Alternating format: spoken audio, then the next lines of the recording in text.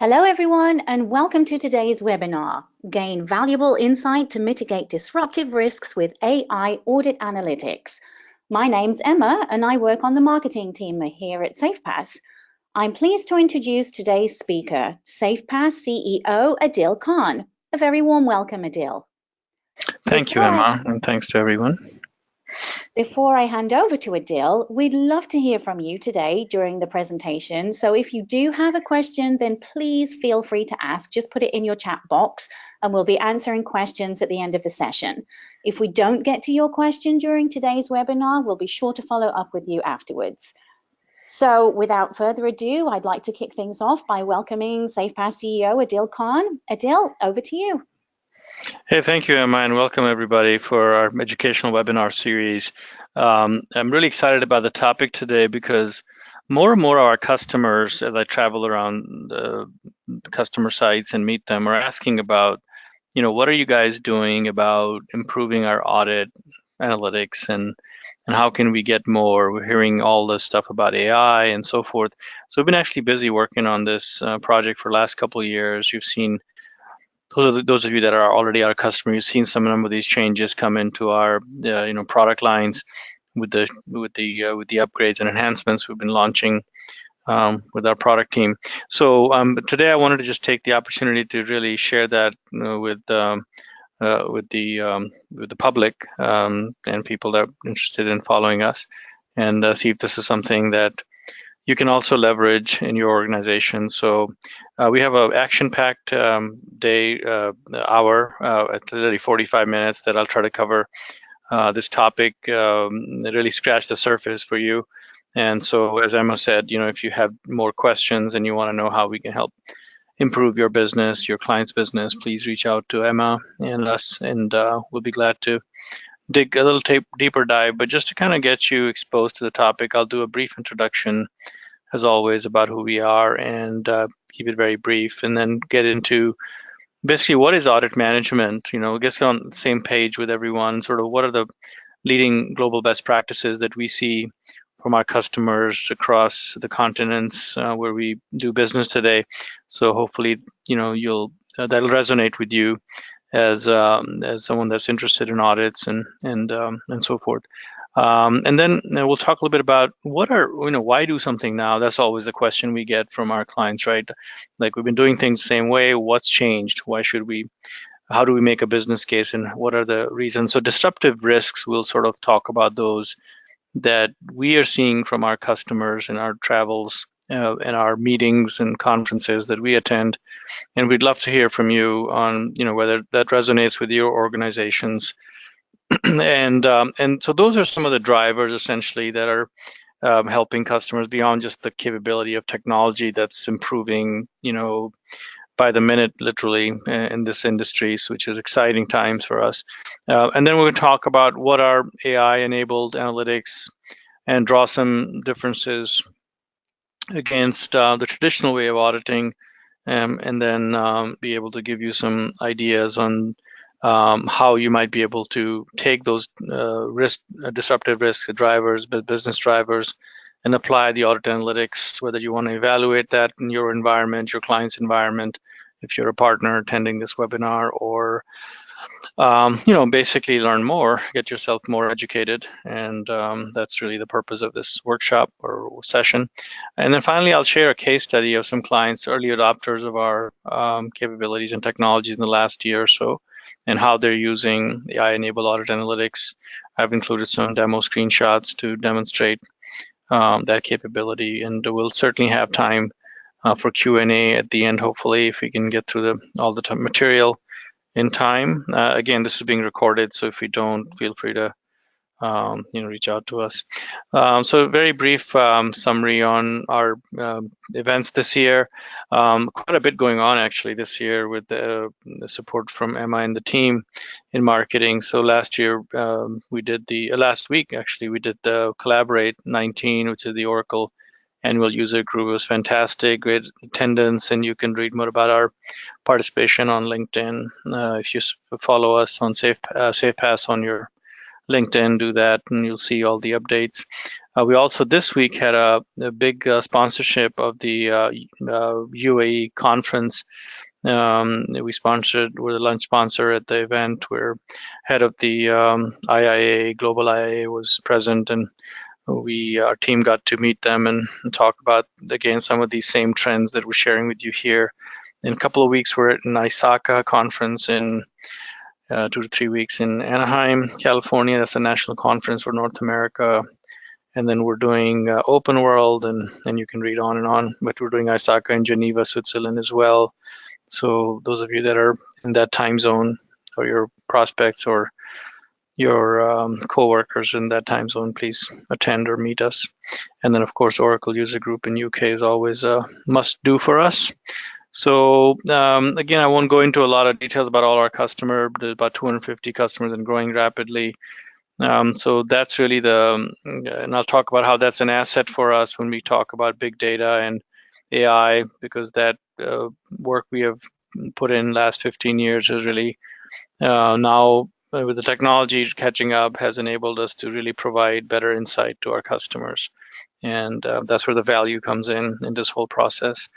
Just a very brief overview of SafePaaS product suite. You can see it's growing vast list of products that cover all aspects of GRC, and that's why Gartner kind of labels us as the most complete GRC solution with integrated control capabilities across all major ERP systems. We started with Oracle, given that's our background, but we've added SAP and obviously PeopleSoft and a number of the cloud applications like Workday, ERP Cloud, etc. So today's focus is really how this integrated platform behaves as one solution for you. So we're going to talk about a little bit about how you create audit management programs, how you do audit analytics, and how does audit analytics really translates into capabilities that can leverage your existing investment in your audit plans, audit programs, as well as your transactional systems like your ERP systems, right? Where a lot of the evidence of audit resides today for most digital organizations. So with that introduction, let's jump into the topic of the day. So first of all, as I said, I wanted to just lay out the current process that whether you use paper, pencil, spreadsheets, or some other point solution, we sort of follow this process. Hopefully you'll agree with me or ask questions in the chat box if you have questions around this process. So audit is typically chartered by the senior management, the board, and what the fiduciary responsibility of management is to ensure that that the organization has sufficient controls to meet its business objectives, the mission of the organization. So any well-run company does that, whether they're private or public. For the public company, it's a mandate if you're listed in the U.S. stock exchange, for example, under Sarbanes-Oxley. But in general, I'm finding even, I mentioned our event in UAE, so far-flung areas have adopted the COSO framework and encouraging the organizations to adopt that. So I think it's really a well-known fact that you have to have the ability to assess risk and identify controls that mitigate that risk and test them on an independent basis on a frequency that is acceptable to the board and stockholders at the final stage, I guess. So yeah, so that's basically the first swim lane that a company goes through is they would select what locations are in scope for this year. Some smaller locations may not be audited every year. On the other hand, if you do a big acquisition, that becomes a special audit. There may be special audits also around key business needs. For example, a new GDPR policy that's being implemented in Europe to safeguard the rights of European citizens, or some industry-specific HIPAA type audits. So basically, it's you select the locations, the processes that are based on a risk-based approach, most likely. So you'll assess the risk based on a risk framework, whether it's ISO 31000, COSO, etc., or industry-specific. It could also be a quality audit, right? So there's many different ways you start the audit. In any case, it comes down to a project plan or an audit plan, as we call it in the audit world. And that audit plan typically consists of those processes that are going to be audited. So financial close process, also known as record to report process, order to cash processes, and these are mega processes and they consist of many sub processes. So for example, in your order to cash process, you may have customer credit check as one of the sub process. You may have customer billing and payments and collections and other sub processes. So those are all embedded into that overall scope. And then you assign resources to perform the work. And generally, there's a team effort there. And in many cases, the auditors have to go on site, meet with the control owners or process owners in some cases, and sit down and walk through the engagement plan, the scope, and kick off the audit. And so that's essentially the first swim lane is, who's going to perform the audit, what's going to get audited, what risk are we trying to mitigate with the audit, and what we're going to report back eventually to senior management based on all those things. So that's kind of your scoping stage, first swim lane. And usually the chief audit officer is more hands-on that stage of the audit to make sure that, the budgets and costs and deliverables are all in line with the expectation of senior management. The second swim lane that's in green on my screen, that is basically the actual work that gets performed during the audit, right? So the heavy lifting. So now our auditors are out in the field, most likely, right? That's a traditional approach, although some auditors can do work remotely. But most of this work gets done in the field. So whether if you're a manufacturing company, it'll be at the plant. If you're a distribution, retail organization, it might be some of the stores and warehouses that are selected, etc. So you organize your teams. You also rely on third-party auditors. So yes, you have a remote office in Singapore or something, you may hire a staff, contract staff through a Big Four audit firm or someone else. They're specialty firms. So you basically your team is staffed up and they're in the field, and they start by reviewing the current documentation. And by documentation, I mean your risk control matrix, your narratives, your flow charts, your test plans, and so forth. So that's all in the field. Hopefully you've done a good bit of that review before you go in the field, so you have a good idea what that is. And then essentially, once they understand the control design by reviewing all that documentation, and sometimes that involves correcting the documentation as well. So your process may have changed. You may have acquired a new company, consolidated a department, or put a new system in. So they do change from year to year. And so you need the ability to track all those changes. You basically complete that review of documentation and you're ready to perform testing. And performing testing typically in the typical audit world consists of sample-based methodology. So you pick a example like three-way match. You will take out 25 POs, match with invoices, 25 invoices corresponding to those POs, and payments that went out with check details. And you'll verify that that there was amount paid to the supplier was the same as the purchase order and the invoice that we received. And if there's any variance, you would log that as evidence and you would rate that control. So as we get to the third set of blocks in that green zone, you see that we're now able to evaluate the control. So we can say the control is effective based on the evidence that we gathered, or it's defective. If it's defective, you would most likely create an issue, right? Or you will be required to create an issue that'll say, okay, why is it defective and how do we remediate it?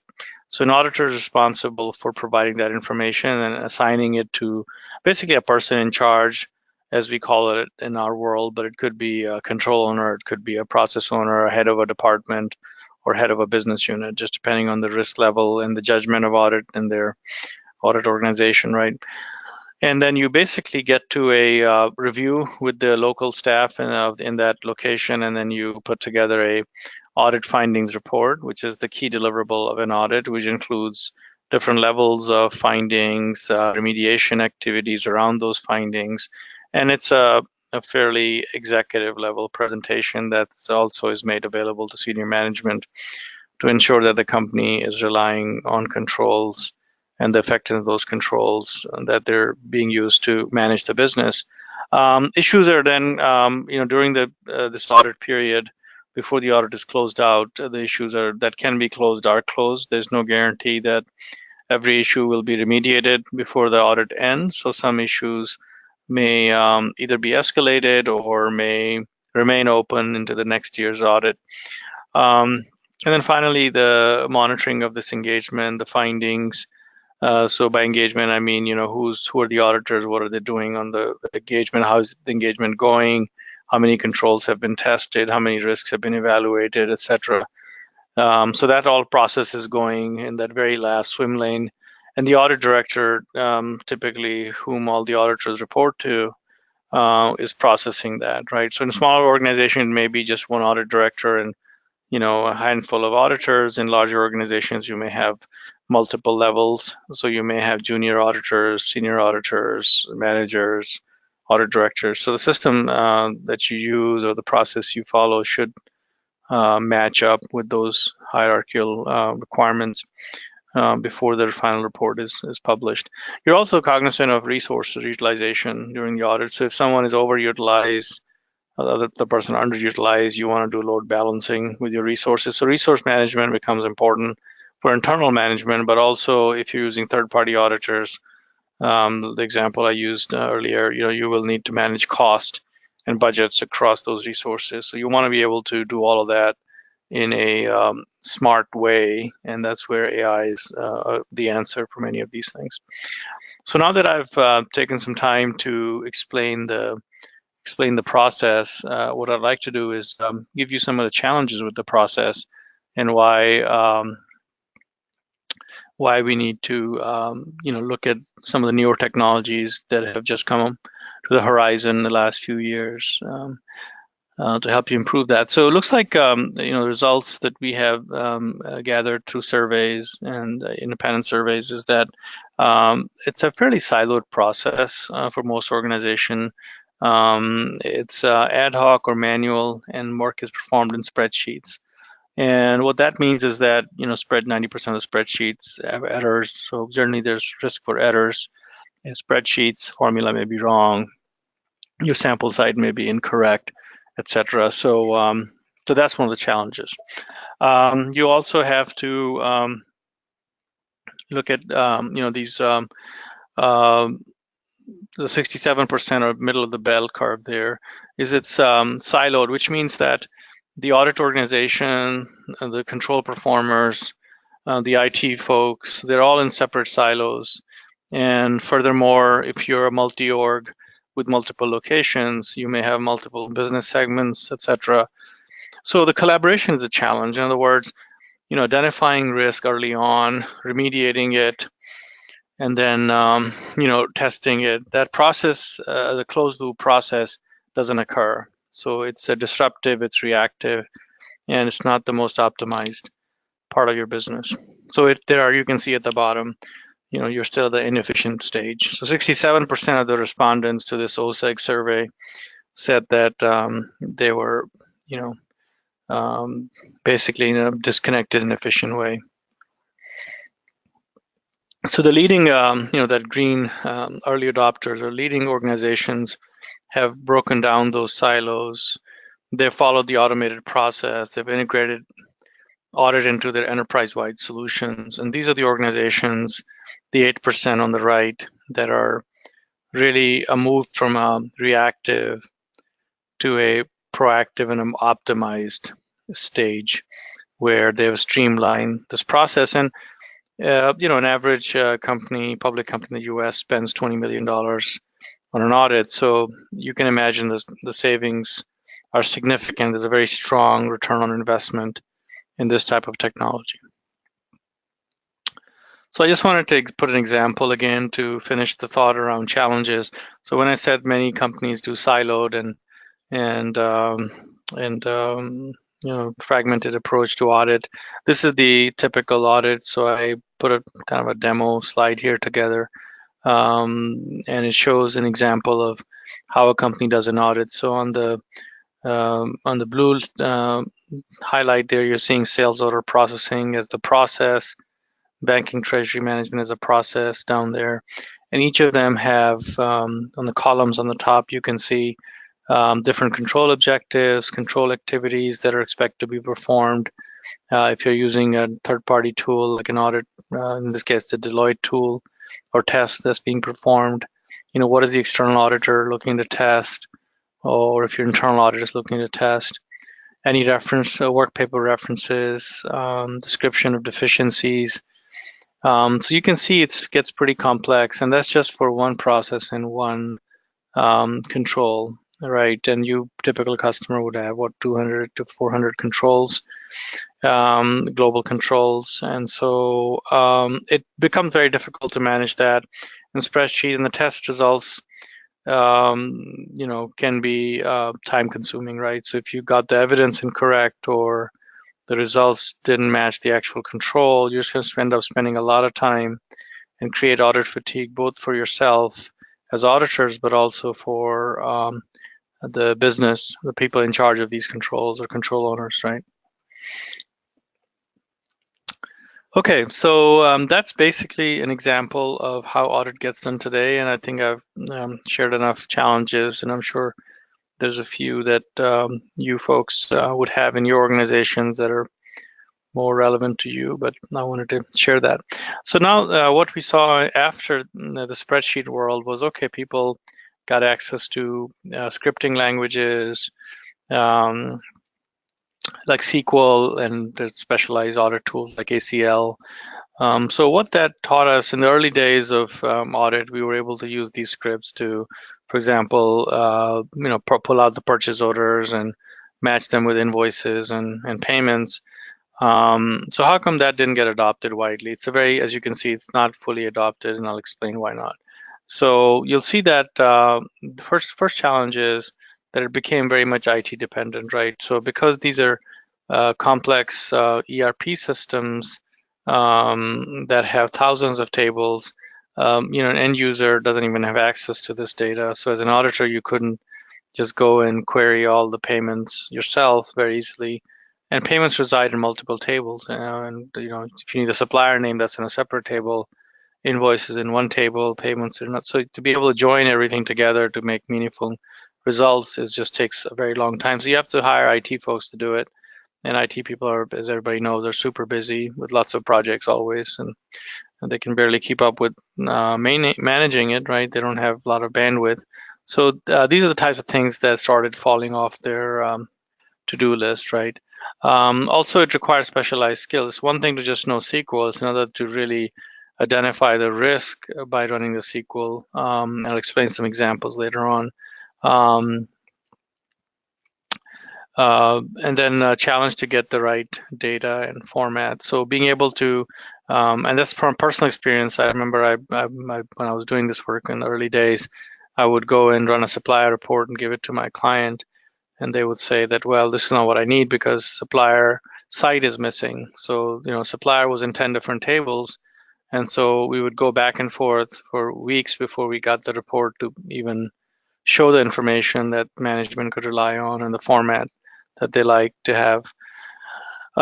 So that's essentially the SQL capability is very powerful, but for audit it's not very effective and it's unreliable. Also a lot of manual searches, right? So you can, for example, look for duplicate suppliers. That's a control that many of us, the audit world, look for. Acme Electric, Acme Comma Electric are discrete records in a database, so we will not see the overlap there. But we need to be able to find those and make sure that it's just the same tax ID, but two different company names, that is essentially the same company name someone entered twice. So that creates the inconsistency. And what happens is that you basically run out of time and you end up doing a sampling-based approach, just like the spreadsheet world where we originally started from, right? So you're still doing sampling because you just can't get to the full data. And then even once you get to the data, the reports you generate are not assigned to folks point in time, and they're different times. And so the full story, the full picture, the snapshot of your organization is not consistent, right? So therefore, people sort of dumped this approach. And then looking at other tools like ACL, which is a very promising tool for smaller customers, But as the data is growing and ERP systems are getting widely adopted as the industry standard for financial reporting and business operations, the ACL type tools became more and more complex to maintain. So here's a piece of ACL code that looks harder than SQL, right? So even though it has some capabilities that that are good, it just doesn't cover everything in a simple way. So you end up spending a lot of time coding, and you're back to becoming a coder or needing a coder to get data out of information. So that's the challenge that we have with the current situation. Now let's take a look at the risks that are growing, which is going to lead to drivers, business drivers in your organization. And so we picked four. There's many. We can talk about risks all day long. That's what we do. But I picked kind of four categories sort of trending right now to give you an idea of what we're hearing from our customers. So yeah, what you see here is basically the ability for customers to respond to geopolitical risks. And if you even lightly read the news and papers, you'll know enough about that. So I'm not going to dwell on it. But you know, trade wars and all that going on have an impact on your trading partners that are part of your global supply chain. And whether you're a car manufacturer or a oil producer, you know the impact of these items as well, or retail, and just pick an industry. The second item is audit committees are challenged to ensure that they're considering a full range of emerging risks, right? So on top of that, with geopolitical problems, we're also hearing that the audit committees are telling their management that, look, we need to really understand the risk as it's emerging, right? So there's pressure to deliver better quality of audits. Regulation is no longer just a constant, it's continuously changing. GDPR was the example I used earlier. We're hearing a lot more about data privacy in the last 2 or 3 years than we had ever heard. Everybody wants everything scrambled and secured and tested and SOC 1 and all that. So that's kind of what we're doing. And then controls that are in place to prevent misuse of any confidential information, et cetera, from third parties, right? So supplier and customer type controls are becoming more important because we're becoming more and more integrated into the supply chain, into the digital supply chain as a marketplace to provide efficiencies in the market. So those are some of the disruption on multiple fronts. I mean, we mentioned in our abstract there was a lot of technology risk too. So whether it's disruptive technologies like Uber replacing the taxi drivers, or different way of finding oil or whatever that might be. So there's a lot of technology that's coming, not only just in our industry, software industry, but also just across. Tech is pervasive. It's across all industries. So that also poses its own set of pressures on the business model if you're on the other side. Okay, so what are the costs and the benefits of disruptive risk and the solution to that? So as you can see, if you think about where people spend time versus where's the value, right? So this is an eye-opener because we spend a lot of time on financial reporting risks for the U.S. customers. That would be SOX, right? So that's 39%. Operational risk is 42%. You can see the numbers yourself.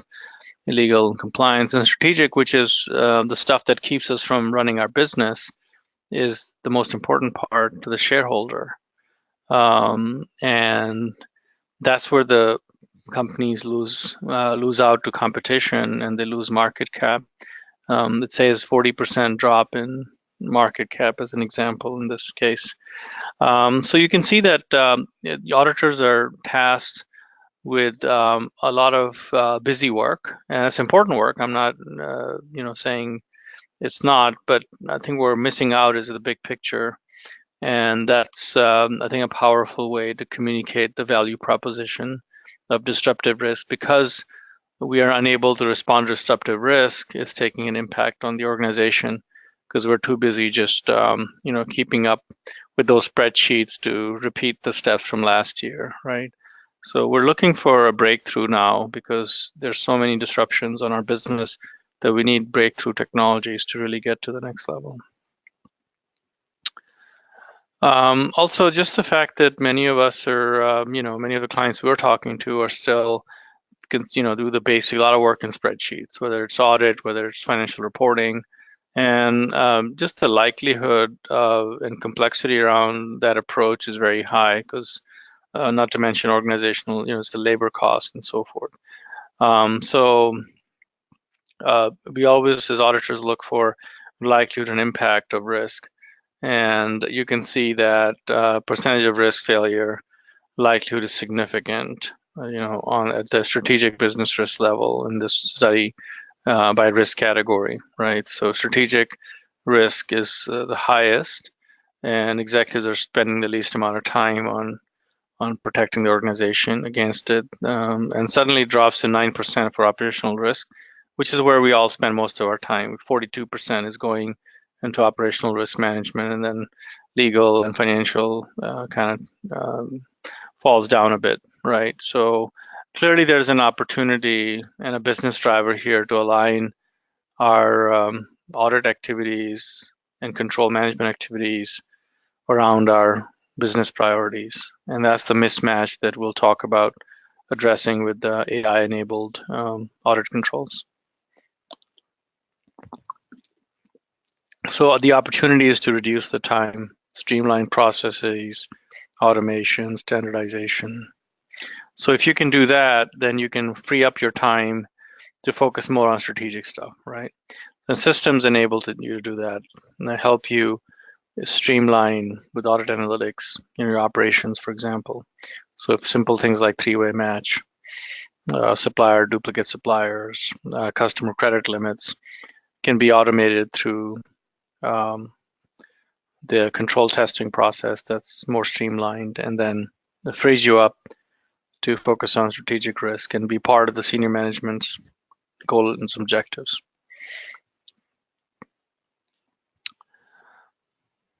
And that's the statement we're trying to make, that you'll be able to free up your resources to address what's the greatest risk to your market. Okay, so how do we do that? Now that we've made a compelling case for the need for it, given the emerging disruptive risks, the question is what technology to pick. So the good news is you got a lot of options, right? There's tons of technology, lots of well-known players that are in this industry ready to serve you. So what is unique about AI-enabled audit analytics here? So AI has been around for a long time. It's not new, but I think from my perspective, being in the industry about 25 years now, is that the ability for us to leverage AI has completely shifted with the growth in data. So in the past, when our data was localized in local systems, very difficult to coalesce that and get meaningful results. But what we have been able to do in the last few years, even here at SafePaaS, is being able to coalesce that data and be able to find patterns in it. So what has made AI more useful, whether it's self-driving cars or your ability to basically know a book you like, even if you bought a different book. I mean, it's all based on the deep learning capabilities, and the systems get smarter over time. And the way they get smarter is that they take the input from us as humans and auditors and so forth, and they can find other patterns that we may miss on. And so the output that comes out of a AI-enabled system is much more enriched with hidden risk information that we may have not been able to detect on our own. So I used a very simple example like Acme Electric and Acme Comma Electric, right? So if we feed that information into an AI system, it will start looking for those kinds of patterns in other areas as well. So those are the permutations that it'll do for us. And so we're really incorporating that capability into our platform, the SafePaaS platform, to help you get that. And since we collect, through snapshots, the evidence of control already and we've been doing it for 15 years. So yeah, that's the benefit that you can now have, right? Because we have 200 some plus customers that have stored terabytes of data over the last many years on our SafePaaS platform. We just, I think, increased our recently quarter. We announced we increased it to another 50 terabytes or something. So we have quite a bit of data capability. So we don't let our customers. It's up to the customer when they delete the data and so forth. So their data is there. It's all encrypted. It's all protected behind a SOC 1, certified kind of environment. So now that we have these patterns, we can apply metadata logic to it and really find so-called needle in the haystack.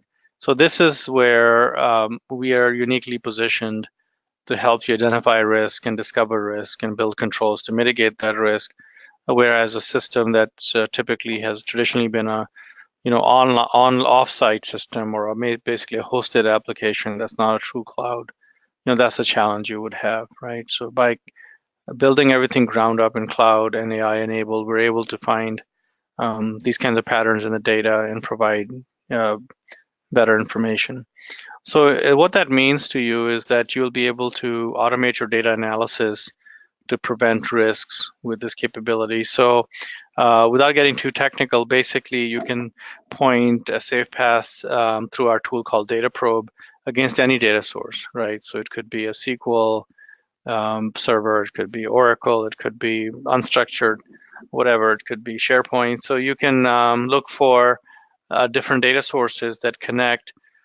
And then we basically create this enterprise data graph of where all the key points are that we're going to test, and that lights up in the dashboard where the risks are. So in this high-level example, we run it through a data graph of all the data we have collected, all the data points we've collected, and then we go run it through our data analysis engine, which consists of the analytics, or the monitors as we call them, as well as the pattern recognition capability, or the logic.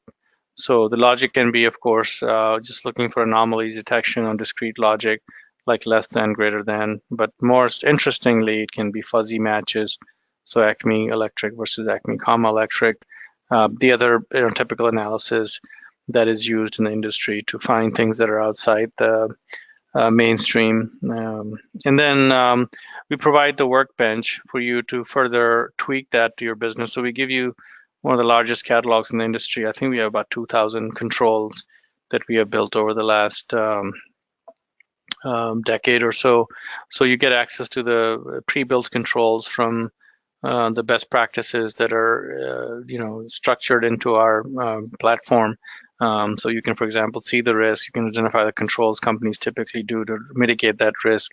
For example, if you're thinking about mitigating three-way match risk, the first place you would go is to monitor the three-way match configuration in your ERP system. Let's say an EBS that's under payable options. So all that heavy lifting has been done for you, and that's a multi-man years worth of effort, right?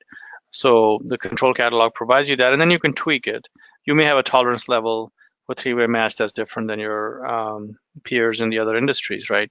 So in, for example, manufacturing, you may have a 1% threshold on three-way match where you would pay the invoice as long as it's within the 1% of the PO. In oil and gas, you may have a higher percentage because of the nature of the size of the deals and so forth. So it may be 3%. On the other hand, in services, it might be 0%. So you may have a different way of tweaking the control to meet your business model requirements, your management objectives. And once you turn this whole thing on, basically it becomes a self-learning feedback loop. So as these incidents come up, the system is learning from those incidents. So you can say, okay, well, last time we had a group that sent us an invoice that was 2% higher versus 1%, which is our threshold. And we did steps 1, 2, and 3 to notify them and correct that. But now that knowledge exists within your big data, and because we have access to the transaction and so forth, the previous history, we can start making those types of suggestions. So we can streamline the remediation process, we can streamline the detective process, we can look for other patterns from the same supplier in other parts of the business. For example, have they complied with their confidentiality agreement or their workman comp or other areas? So we can go in there, the system becomes alive, and it can do additional coverage, provide you additional coverage that you may not have covered in that. So kind of like a credit report, to put it in simple words. If somebody missed a payment on one credit card, the other credit card companies can use that information to adjust their credit rating. So yeah, that's where the benefits come in of big data, along with the AI capability sitting on it. Now we can multiply that by 250 times right today, right? So because we have other customers that also have suppliers and they have issues with payments or with overbilling or whatever that may be. And so, now you've taken the power of your big data and multiplied that times 250 and growing very quickly to hopefully a few thousand soon, right? That's what we're working on, these promotional videos and so forth, the webinars. So this will grow, and that's where our future direction is, and we expect to make this technology more and more available to our customers directly, so they can use it in their other business areas, right? So that's the benefit of AI.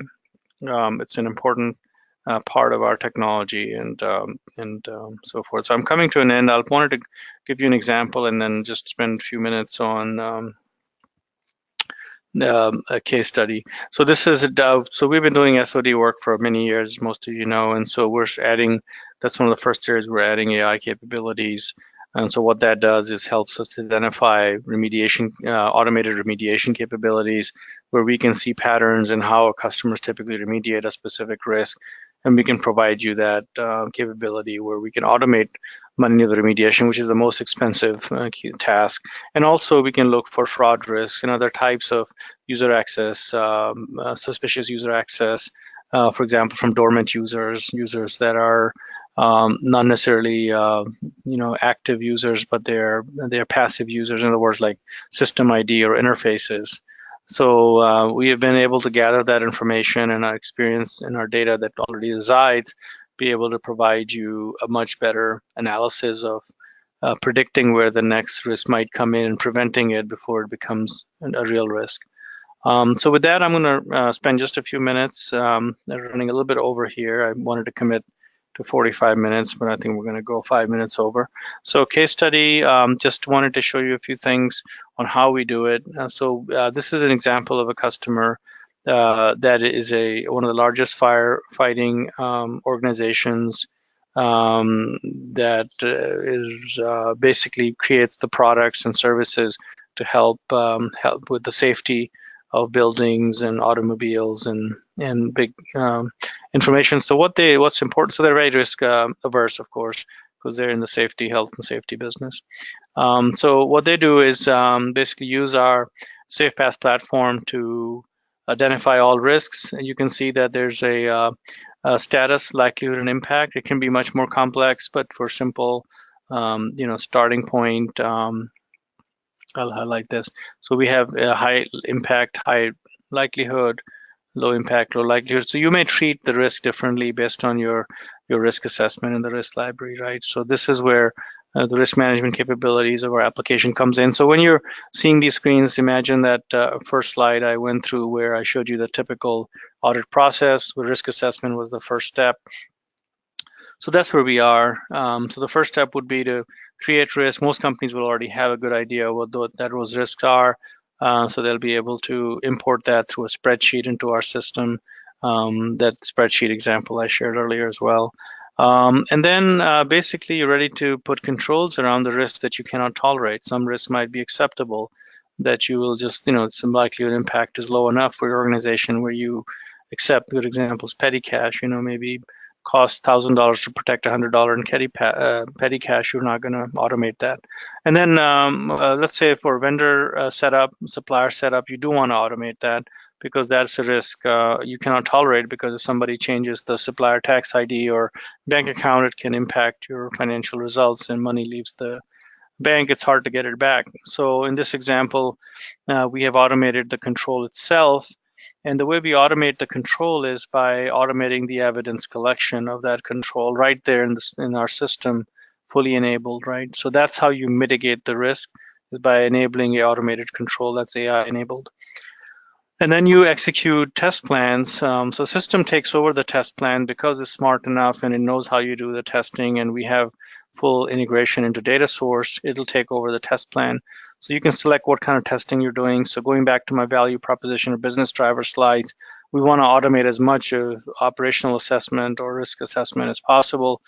So we selected operational assessment, and then we want to test the vendor setup plan. So that'd be the test plan, and the test sheets would all be automated, and so it'll start producing results like this, where we can find duplicate supplier invoices, for example.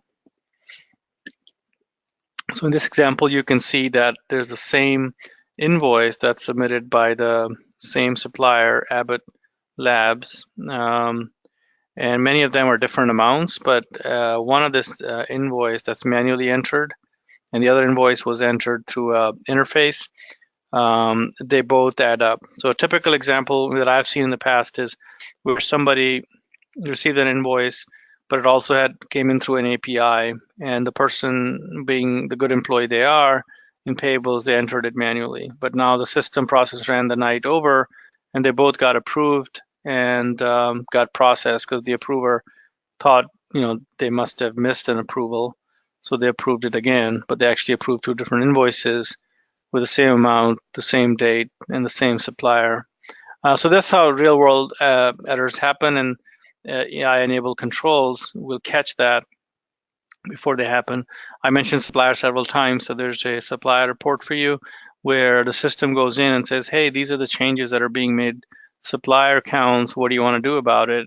Is there a change you want me to report to you if it becomes important to you? So you might say, okay, report to me all the supplier changes where the bank account is changed in from let's say, matches an employee account, right? Or it's changed, period. So those types of things will come into your inbox. So when you start your day with SafePaaS, you would have all this information handy to make sure you're protecting your business and your stockholders, and free up your time from just repetitive testing and providing control evidence to your auditors. So with that, I'm going to just basically open it up for QA. As I said, we support many different data sources, ERP, non-ERP systems. So I'll be glad to take on any questions we might have. Emma, at this point? Yes, we have had a few questions come in. So let's start with the first one. How long does this take to implement? Oh, great question. I talked about a lot of different technologies and areas. So it's certainly not as complicated as it looks, because a lot of the work is done by us, and the heavy lifting is done in the background. So the products are very simple to use and install. It takes us about a week or so to really understand the requirements, your specific requirements, because we do a risk-based approach, and many of our partners are enabled to do that for you. So we'll definitely would like you to work with one of our partners, maybe the big 4 audit firms and SIs, for example. And one of the things that you'll do is, once you know the risk, using a risk-based approach, you basically go to our catalog and select the controls that you want to apply to mitigate that risk. And that process takes another week or 2, depending on the number of controls you choose from our catalog, or build your own controls for that matter. And then you go through a testing process and training and acceptance. So the whole process, on average, takes about 6 weeks, which is pretty fast compared to, let's say, an ERP implementation, which can take 6 months to a year or even longer. So yeah, that's a great question. Thank you. Okay, and we have another question here. Can we add our own controls? Yeah, sorry, I'll kind of answer that already. But yeah, so you can, we provide you a very large catalog with everything we have seen in the past many years, but we still don't have everything under the sun. So you may have a unique control that's specific to your region, regulation, industry, and we certainly give you the capability with our knowledge transfer. You'll be able to run your own controls or even call our help desk and we'll walk you through the steps.